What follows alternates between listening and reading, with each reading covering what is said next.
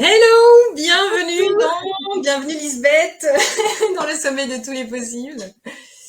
Nous sommes aujourd'hui à la 5e journée et sur le thème de croire en soi. Et aujourd'hui, j'ai l'honneur d'accueillir Lisbeth Normandie qui va nous parler de comment inventer son métier parce que ça c'est quelque chose et comment mettre de la magie dans son business. Bienvenue Lisbeth. Alors à ceux qui nous suivent depuis cette semaine ou qui viennent de nous découvrir, voilà, sachez que vous avez donc les conférences qui sont disponibles 48 heures et si vous voulez les regarder tranquillement, vous pouvez avoir accès au coffret sur le site Sommet de tous les possibles et en plus vous bénéficiez d'un code promo de 50% avec Lisbeth. Et donc ton code c'est Lisbeth Sommet, il me semble. Et en plus, vous lui faites gagner 50%. Donc voilà, c'est gagnant-gagnant. Alors voilà, Lisbeth, pour commencer, je vais te demander de te présenter à ceux qui ne te connaissent pas. Bonjour, j'ai toujours l'impression d'être une toute petite fille quand je fais ça. Bonjour, je m'appelle Lisbeth. Et pourtant, j'ai 30 ans. J'ai 30 ans et je pratique la sorcellerie. C'est souvent aujourd'hui pour ça qu'on me connaît le plus de manière générale. Mais j'ai fait plein de choses et je compte bien encore faire plein d'autres choses dans ma vie de manière générale. L'une des choses qui me plaît beaucoup, c'est le fait de se réinventer, de suivre ses joies, de suivre ses intuitions. Donc, c'est comme ça, notamment, que je me suis retrouvée directrice d'une école de sorcellerie en ligne complètement improbable. Ma mère a complètement paniqué cette idée, mais ça, je vais vous en raconter un petit peu plus tout à l'heure. Pour information, donc, ma pratique aujourd'hui, moi je viens de la Chaos Magic, ça fait 9 ans que je pratique. La Chaos Magic, en fait, c'est le principe de tout remettre en question. Ça veut dire que d'un point de vue spirituel, je prends rien comme acquis ou comme une vérité. Je vais éprouver les concepts, voir si ça fonctionne, comprendre un petit peu les compatibilités d'un point de vue spirituel, et ça me nourrit aussi beaucoup dans mon business, ce fonctionnement-là. Donc voilà un petit peu d'où je viens, et je pratique aujourd'hui surtout la magie du foyer et la magie aussi de la cuisine. C'est mes spécialités, mais j'ai exploré plein de choses avant d'arriver là. Au bout de 8 ans, j'entame ma 9e année de pratique. Donc voilà un petit peu rapidement, on va dire, ce que je fais aujourd'hui. Mais j'aime bien la manière dont tu t'étais présentée la première fois qu'on s'est rencontrés. C'était Sexy Dumbledore, je pense. Ah oui. Je dis souvent que ouais, quand je rencontre des gens, vous savez, la question fatidique en soirée de Qu'est-ce que tu est-ce fais que tu fais quoi dans la vie? Eh bien, en général, je dis que je suis une version sexy de Dumbledore pour la version courte. Ce qui fait que les gens me disent souvent, mais attends, mais qu'est-ce qu'elle me raconte? Là, en général, j'explique un petit peu plus ce que je fais, mais voilà. Donc, c'est comme ça que je fonctionne la plupart du temps. C'est assez rigolo, quoi, de voir la tête des gens qui s'attendent à ce qu'on fasse des métiers un peu plus, on va dire, traditionnels. Mais je ne suis pas trop dans le traditionnel, j'avoue. Et Ça. bonjour à ceux qui nous regardent, j'en profite, et merci aussi à ceux qui nous regarderont en replay. Voilà, je vous fais un petit coucou. C'est vrai que moi, je pense pas toujours à regarder les commentaires, mais c'est toujours très sympa, ces personnes qui prennent la peine de dire bonjour ou d'envoyer des questions, d'ailleurs, si vous en avez. Exactement. Si vous On avez des les questions, n'oubliez pas, je pourrais y répondre. Je pense qu'on aura le temps, on va faire ça à la cool. Donc, Ouais. ça va être aussi, on est là pour ça, quoi, tout simplement, pour vous apporter du contenu aussi. Donc, voilà, on fait ça ensemble pour aujourd'hui. Et si vous avez des questions après la conférence et que vous voulez vous les envoyer directement sur Instagram, par exemple, vous pouvez me chercher, je m'appelle Lisbeth Nemandi. Je n'ai pas fait très original. Et donc, vous pourrez me poser vos questions aussi concernant le sommet si vous le regardez en replay. Donc, voilà. Merci. Je t'en prie. Mais justement, donc cette école que tu as créée, c'est Trisclan. Est-ce que tu étais destinée à réaliser ça? Comment c'est venu? D'où tu Du viens déjà? tout, du tout. Alors, vous n'allez pas comprendre tout de suite le chemin, mais c'était très logique quand je l'ai vécu.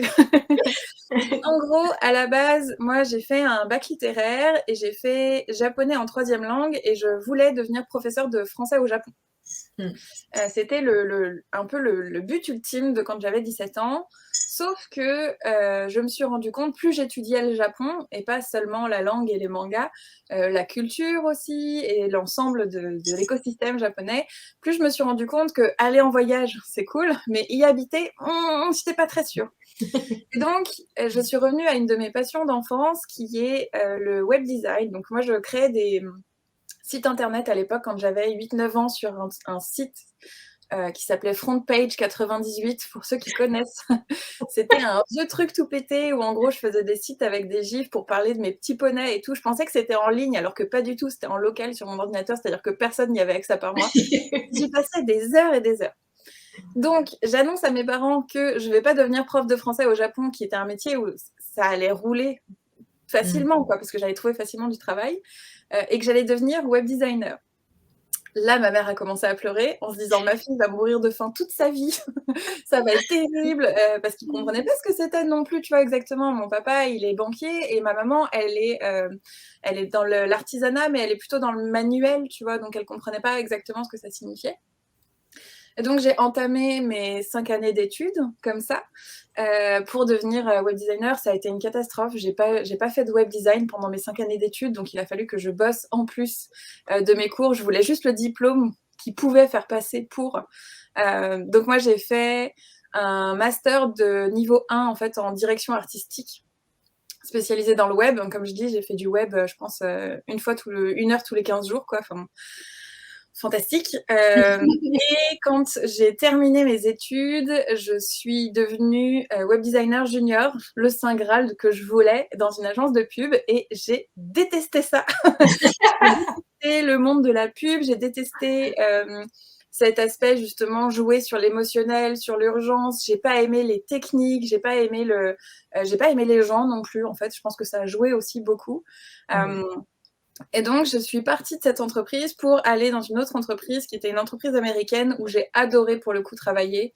Donc, j'ai bossé pendant 5 ans en fait dans une boîte américaine, et le fait d'avoir appris le japonais m'a aidée puisque j'ai été spécialisée en fait dans la linguistique d'Asie, parce qu'il y a des logiques d'écriture qui se ressemblent. Et donc, je suis passée de prof de français au Japon à web designer junior, à UX designer, donc User Experience Designer. C'est un mélange d'ergonomie, de comportement utilisateur. Il y a vraiment une étude beaucoup plus humaine pour répondre à des besoins. Et j'étais dans, attention, la reconnaissance d'écriture sur support tactile. Donc voilà, je travaillais là-dedans, et je travaillais donc beaucoup pour les tablettes en fait, pour apprendre à écrire en fait en Asie pour les écoles. Et je travaillais pour le marché de l'automobile de luxe aussi, sur la reconnaissance d'écriture. Donc tout ce qui est notion de sécurité, de compréhension de l'humain, etc. C'était ça sur lequel je travaillais. Et à un moment, je me suis rendu compte qu'il me manquait quelque chose, que c'était pas suffisamment challengeant comme travail de gérer une équipe et de travailler en anglais et de faire des super projets. Donc, j'ai écrit un premier bouquin. Je sais pas si je les ai là. Non, je crois pas que je les ai là. Je crois que je les ai rangés parce qu'ils sont un peu gros. Mais j'ai écrit un premier livre qui est un hybride entre un bullet journal et un livre en fait, et un grimoire, qui s'appelle l'agenda de pratique. Et l'agenda de pratique, c'est un outil en fait pour accompagner les gens au fil de leur spiritualité tout au long de l'année. Donc il y a plein d'informations. La première année, j'ai mis un peu tout en vrac en me disant j'en écrirai plus jamais, donc vas-y, fais-toi plaisir. Ce sera la première fois que tu seras publié, sans doute la dernière. J'ai publié cette année le 4e, donc écoute, voilà, c'est bon, je m'ennuie plus. Tu avais plusieurs vies en fait. De quoi? On croirait que tu avais plusieurs vies. Oui, de temps en temps, je suis un peu fatiguée rien que de le dire. Mais du coup, j'ai fonctionné comme ça, et j'ai fini en fait par ouvrir un blog autour de l'ésotérisme et de la spiritualité, parce que j'avais envie d'échanger vraiment beaucoup avec les gens. Avant, je pratiquais toute seule dans mon coin. J'ai senti que j'avais un blocage, donc j'ai ouvert un blog. C'est comme ça que la maison d'édition m'a connue pour écrire le grimoire, qui s'appelle maintenant, donc avant ça s'appelait Agenda de pratique, maintenant ça s'appelle Grimoire de pratique. Et c'est comme ça en fait que j'ai commencé à vraiment me pencher dans l'ésotérisme de plus en plus, et à en faire faire mon métier tout court aujourd'hui. Donc il y a eu les grimoires de pratique. J'ai fait un club de lecture en ligne en fait, où il y avait plus de 300 membres par mois, où on faisait des lectures ensemble, où on décortiquait des textes, des choses comme ça, dans des formats de podcast. On peut récupérer les archives si vous voulez sur mon site internet. Vous avez les archives en fait qui sont disponibles. à l'achat pour réécouter les podcasts et autres si ça vous intéresse. Et puis, j'ai eu cette idée folle de lancer Trisclan aussi. Et donc, Trisclan, c'est une école de sorcellerie en ligne qui a pour but d'inviter en fait les gens qui sont en quête d'une spiritualité pour eux avant tout, de créer justement leur spiritualité. Je propose des outils, je propose aussi de partager mon expérience personnelle, de partager mes recherches pour que les gens puissent fouiller dedans en fait et créer leur propre pratique. Mon but, c'est pas d'imposer aux gens ma pratique. Je déteste qu'on m'impose des choses, donc voilà, j'en pose pas aux autres. et donc, c'est comme ça que je me suis retrouvée à la tête d'une école de sorcellerie en ligne. Et aujourd'hui, j'ai aussi un membership, en fait, donc un abonnement mensuel qui s'appelle le métier à tisser, où je propose aux gens de les accompagner, en fait, sur justement la création un petit peu de leur projet entrepreneurial. Je suis plutôt au début. Les gens qui ont un projet mais qui savent pas encore comment le mettre en place, des gens qui veulent vraiment essayer d'asseoir des fondations, on va dire, saines pour leur entreprise ou pour leur fonctionnement. Donc, c'est ça que je propose, en fait, aujourd'hui. J'ai un aspect assez business et un aspect aussi spiritualité qui est très fort. Donc, voilà. J'avoue que justement, moi, quand je t'ai rencontré, c'était ça. Moi qui débutais dans l'entrepreneuriat, c'était voilà, comment t'as fait, quelle plateforme tu utilises, enfin le pratico-pratique, enfin comment tu t'es fait connaître, ce genre de choses. Et surtout que quand j'ai commencé, donc moi j'ai lancé mon business, j'ai commencé à le structurer et à le créer il y a 2 ans. Pour me lancer, quand j'ai quitté mon entreprise, en fait, c'est parce qu'on s'est installé ensemble avec mon compagnon. Donc je me suis dit, c'est l'occasion, comme je quitte mon travail, de tester quelque chose. Et en fait, dans un premier temps, je me suis épuisée dans ce que je faisais. Je travaillais 120 heures semaine, je faisais même pas 300 € de chiffre d'affaires par mois. Enfin, j'étais épuisée, j'avais l'impression de manquer, j'avais aucun loisir, je profitais pas de la vie parce que du coup, j'avais pas de week-end, j'avais pas de temps pour quoi que ce soit. Même les impôts se sont payés ma tête. C'est-à-dire que quand je les ai appelés pour leur dire, écoutez, j'ai pas encore créé mon entreprise, mais j'ai des sous qui sont rentrés, voilà combien j'ai gagné cette année. Ils m'ont dit, pour si peu, pas besoin de créer une entreprise, on va vous donner un faux siret, voilà, tiens, voilà. Franchement, ça m'a vexée la première année. J'avais l'impression de tout donner, tu vois, j'avais l'impression de me donner à fond et que ça fonctionnait pas et je comprenais pas pourquoi. Aujourd'hui, je fonctionne très bien. Là, je commence même à avoir des week-ends. Je peux prendre des vacances. J'ai même embauché une personne et je suis en train d'en embaucher une deuxième qui est dans le chat. Je t'ai vu, Justine. Donc, je commence à avoir une équipe. J'ai fait un chiffre d'affaires. Tu vois, je suis passée j'avais quoi, 300 € par mois. Là, l'année dernière, j'ai fait un chiffre d'affaires à 6 chiffres. Donc, aujourd'hui, je me paye bien. Je paye bien les gens qui travaillent pour moi. Je soutiens l'artisanat français en soutenant, en travaillant avec eux parce que à chaque fois qu'il y a des rentrées dans Trisclan, je fais des commandes auprès d'artisans, je fais des dons auprès d'associations à chaque rentrée aussi. Donc, et puis les impôts m'aiment bien maintenant. Voilà. Faire monter dans le récit. Voilà, donc la situation a bien changé et ça a pas. En fait, ce que je crois souvent qui change un petit peu, c'est que les gens s'imaginent qu'on peut tout faire tout seul et que c'est qu'une histoire de volonté et de passion, alors qu'en fait, pas que. Je trouve beaucoup. Donc, mais justement, est-ce qu'il y a eu un déclic? Comment est-ce que justement t'es passé à une entreprise qui te rapportait 300 € par mois à une entreprise à 6 chiffres aujourd'hui? Il y a plein de choses. Plein de choses. Déjà, au début, j'avais l'impression. Je pense que l'un des premiers piliers à mettre en place dans son business et même dans sa vie de manière générale, c'est la question de la légitimité.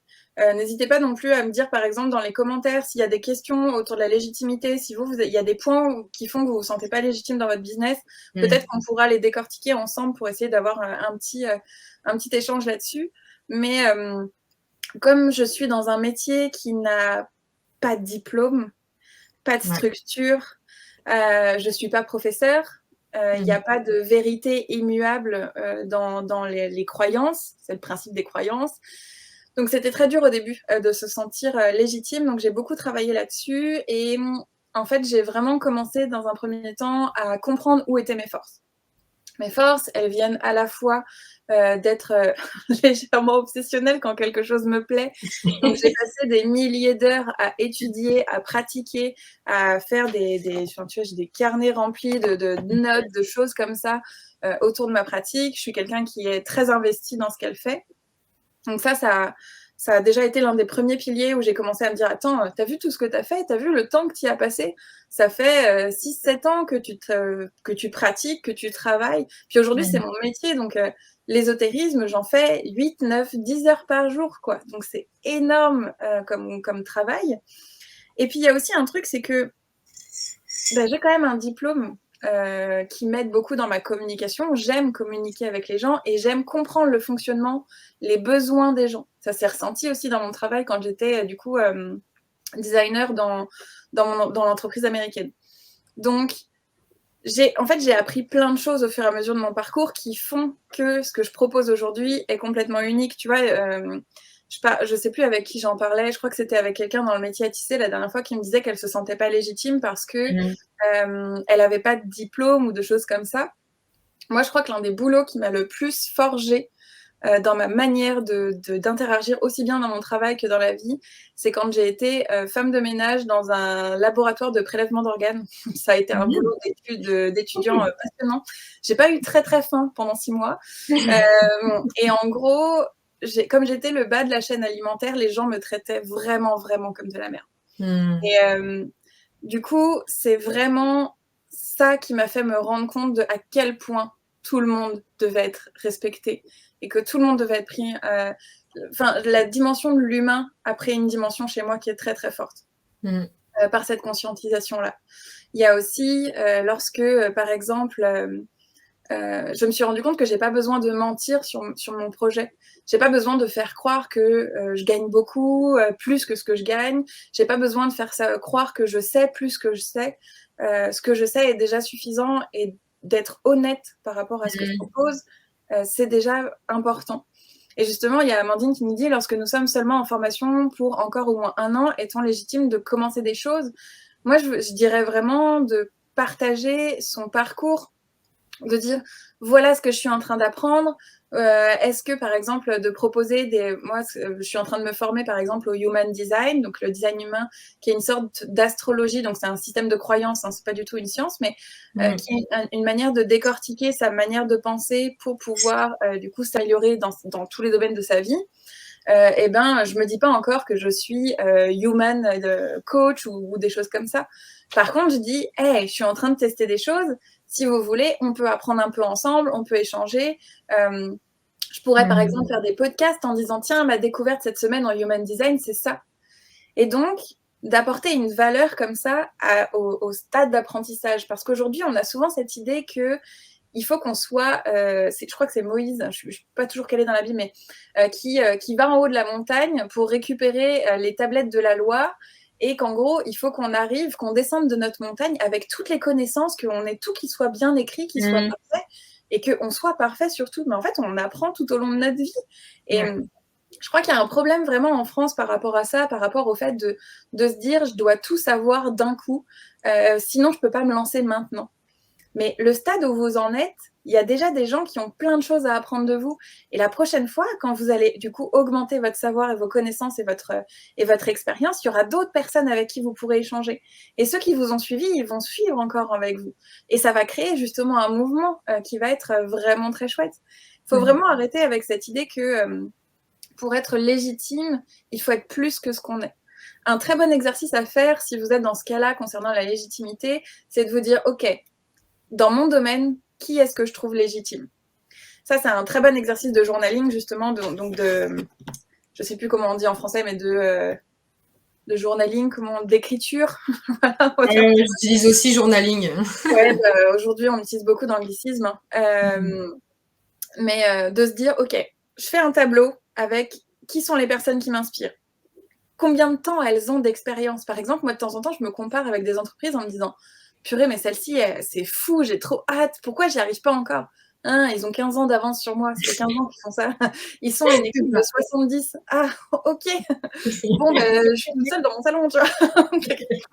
Donc, Donc de ramener aussi les choses, à vraiment un point, plus humain, en fait. De se rendre compte que les temps, la pratique, le parcours sont complètement différents, c'est important. Donc, Mmh. prenez un profil de quelqu'un qui vous intéresse, regardez le temps qui a écoulé depuis le début de son projet et regardez aussi ce que vous aimez chez cette personne qui fait que vous la trouvez légitime. Et ensuite, demandez-vous comment vous pouvez acquérir ça. Et Mmh. ça, une fois que vous aurez rempli les cases, vous vous rendrez compte que vous vous sentirez pas beaucoup plus légitime, mais que vous aurez appris plein de choses. Et la légitimité, c'est une quête qui n'a pas de fin. Donc, autant être, honnête sur ce qu'on est et proposer en fonction de ce qu'on a déjà et après Mmh. on verra. Voilà, un petit peu, les premiers points qui me semblent vraiment importants, surtout que, on a déjà beaucoup plus de choses en soi qu'on ne le pense, comme toujours. Ça, Ouais. on voit toujours plus ce qui se passe chez les autres, que chez nous et ça, c'est aussi un point qui est super rigolo, c'est que, on dit souvent que l'herbe est plus verte ailleurs, mais c'est pas Mmh. vrai, l'herbe, elle est plus verte là où on l'arrose, tout simplement et donc ça, c'est quelque chose aussi, que j'aimerais bien mettre en avant dans cette conférence et merci du coup pour l'invitation parce que ça me permet aussi de parler de tout ça, mais hem, on est, alors je vais parler aussi d'un point de vue spirituel, bien évidemment, puisque c'est un petit peu, ça aussi, qui fait que je suis là aujourd'hui. Heu, Mmh. on est des êtres ancrés dans la matière. Je peux vous dire que, la mousse au chocolat que j'ai mangée ce midi et ben, elle était bien ancrée dans la matière